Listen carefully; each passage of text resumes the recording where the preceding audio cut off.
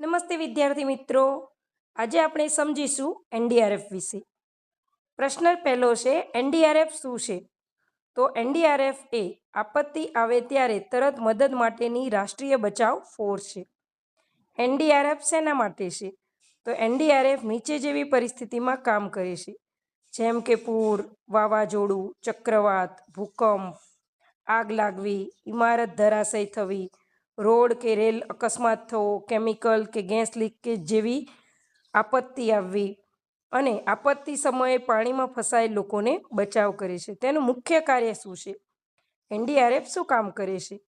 તો ફસાયેલા લોકોનો બચાવ કરે છે, ઘાયલોને પ્રાથમિક સારવાર આપે છે, સુરક્ષિત સ્થળે ખસેડે છે, આપત્તિ સમયે પ્રશિક્ષણ અને માર્ગદર્શન પણ આપે છે. એનડીઆરએફ કોના હેઠળ આવે છે? તો એનડીઆરએફ જે છે એ ભારત સરકારના ગૃહ મંત્રાલય હોમ મિનિસ્ટ્રી હેઠળ આવે છે. એનડીઆરએફનો જે પ્રશ્ન છે તે ગયા વર્ષે જ્ઞાન સાધના પરીક્ષામાં પૂછાયેલો છે. તો ખાસ તમે એનડીઆરએફ વિશે માહિતી મેળવી લેજો અને યાદ કરી લેજો. Thank you so much.